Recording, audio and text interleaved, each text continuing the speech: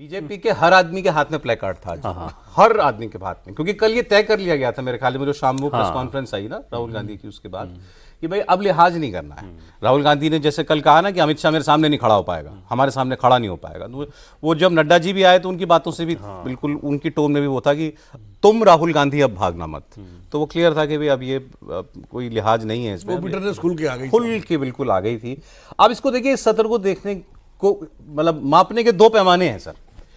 सरकार के नजरिए से ही देखते हैं, क्योंकि ठीक है स्कोर सरकार को ही करना था, क्योंकि सरकारी बिल लेकर के आने वाली थी, बड़े बड़े बिल लेकर के आने वाली थी। तो एक तो जो वो विधायी काम करना चाहती थी वो नहीं कर पाई, तो क्लियर दिख रहा है, डिलिमिटेशन, रिजर्वेशन, व्हाटएवर, ये भी एफसीआर भी नहीं हो पाया। एक नजरिया तो ये है देखने का, तो ये अपोजिशन कह सकता हमने स्कोर किया। दूसरा, ये सत्र जिस नोट पे शुरू हुआ 20 जुलाई पहला दिन, उस सरकार के लिए कितना, मतलब ऑपोजिशन ने कितना बैकफुट पर सरकार को कर दिया था, स्टूडेंट प्रोटेस्ट सब कुछ। अगर आप उस नजरिए से देखें तो आज वो थोड़ा धुंधला पड़ता हुआ दिखाई देता है। हो गया ना, 3 हफ्ते हो गए उसको, 4 हफ्ते होने वाले हो गए। झारखंड भी तो आ गया ना, अब झारखंड भी आ गया उसके अंदर कल से। सो उस नजरिए से देखें तो एक बड़े सेटबैक के बाद सरकार, ऐसा लगता है कि दोबारा से थोड़ा सा उठती हुई जो आपको दिखाई दे रही है। अगर ये चर्चा हो जाती पार्लियामेंट में, फिर उस तरीके के सीन्स अगर होते स्टूडेंट प्रोटेस्ट को लेकर के कल से पहले, तो सरकार के ऊपर ही दबाव बनाने का प्रयास ऑपोजिशन करता है। वो मौका सरकार ने उनको दिया नहीं, और कल के बाद सरकार को मौका मिल गया कि अब झारखंड के स्टूडेंट कह रहे हैं राहुल गांधी झारखंड आओ, वहां नारे लग रहे थे इस बात करके। आप इसको मतलब इस सत्र को किसके लिए कैसा देखते हैं, सरकार और अपोजिशन? देखिए, मैंने जैसे शुरू में भी, हमने जब शुरू हुआ प्रोग्राम उससे पहले कहा था कि आप पुराना बाइट चलाइए। देवेंद्र जी ने जब शुरू में कहा था, इसमें कहा था कि भाई इसके बाद स्पेशल सेशन बुलाना पड़ेगा। मेरा भी ऐसा मानना है कि देखिए, स्टूडेंट वाला सेशन चल रहा था पार्लियामेंट सेशन से पहले से, तो सरकार जो लॉन्ग टर्म में सोचती है, उनके पास भी सोर्सेज हमारे आपके से ज़्यादा ही होते हैं, नेचुरली, इतना तो मानेंगे आप। ये मैं तो मानता हूँ अपोजिशन के पास भी होते हैं, क्योंकि ब्यूरोक्रेसी 50 साल से उनके साथ भी रही है। कई चीज़ें राहुल गांधी को भी शायद पहले से पता चल जाती, इसलिए कुछ चीज़ें वो भी ऐसा करते हैं। ऐसा तो नहीं, लायल पुराने लोग भी, उनके भी कुछ लोग बैठे हैं अभी। इस दृष्टि से कुछ तो मान के चल रहे थे कि होगा, लेकिन हाँ कोशिश करेंगे। जैसे खास करके जो ऐसे दो बिल जो थे, इसको लेकर के मुझे लगता है कि सरकार सीरियस भी थी, क्योंकि देखिए इसमें दो जो आया भी है, अमेरिकन सीनेटर ने बोल दिया, या जिस तरह के प्रेशर है महिला वाले मामले में, तो लग रहा था सरकार को कि हमारा एक ठीक वो है, इसमें हम निकाल लेंगे यदि सबका समर्थन जुटाना है। ये सही है कि डीएमके वाले का तो उस समय उम्मीद नहीं थी, तो कुछ तो सोचा हुआ था कि इतना ज़्यादा नहीं निकलेगा, लेकिन हम पूरी कोशिश करें। जैसे आदमी होता ना, युद्ध के मैदान में जाते हैं हम, कारगिल में कहाँ तक पहुँचेंगे वो कोशिश करते हैं। I think they are like a fighter, ideologically कहिए, विचार कहिए। और लेकिन आप जो बैकफुट कह रहे हैं, मैं अभी भी नहीं मानता, चूँकि मैंने पहले दिन से कहा था कि जो बैठे थे अभिजीत, उस तक तो उनको भी आपत्ति नहीं थी। लग रहा था कि ठीक है, एक है पॉलिटिकली इतना नहीं होगा, छात्रों से हम बात करेंगे, क्योंकि हमारे मन में इच्छा ये है जी। बाद में जिस तरह से और एलिमेंट एकदम घुस गए, वो शायद एस्टिमेट इतना नहीं किया गया होगा, ऐसा मेरा मानना है।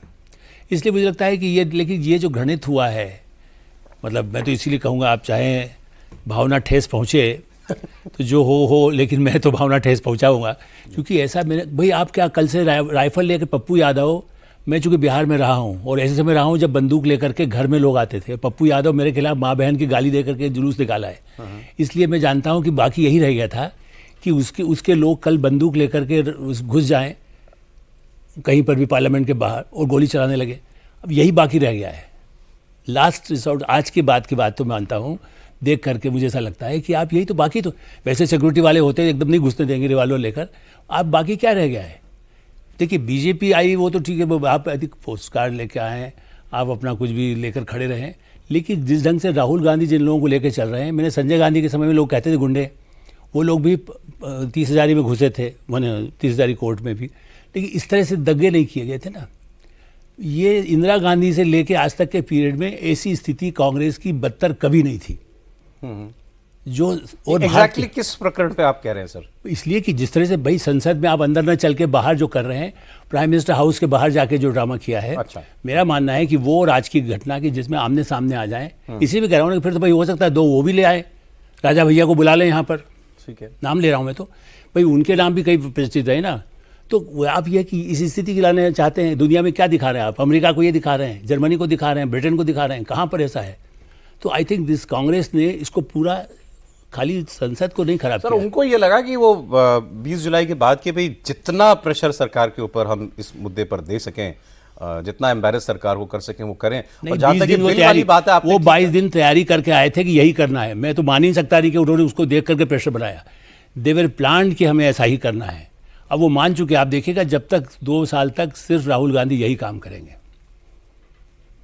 नहीं ठीक है, लेकिन देवगौड़ा की सरकार मेरे पास अभी भी एक रिसर्च टीम ने मुझे भेजा, तो ऐसा नहीं है कि सरकार ने काम नहीं, इस सत्र में अपना काम नहीं किया। नहीं किया। वो राज्यसभा में कई बिल पास 9 हुए। बिल पास हुए हैं सर, 9 बिल पास हुए हैं। सुप्रीम कोर्ट नंबर ऑफ जजेस amendment bill, public examinations prevention of unfair means amendment bill, registration of birth and deaths amendment bill, bankers book evidence bill, taxation and other laws bill, appropriation bill, national cooperation development corporation bill, Kerala alteration of name bill, tribunals reforms bill.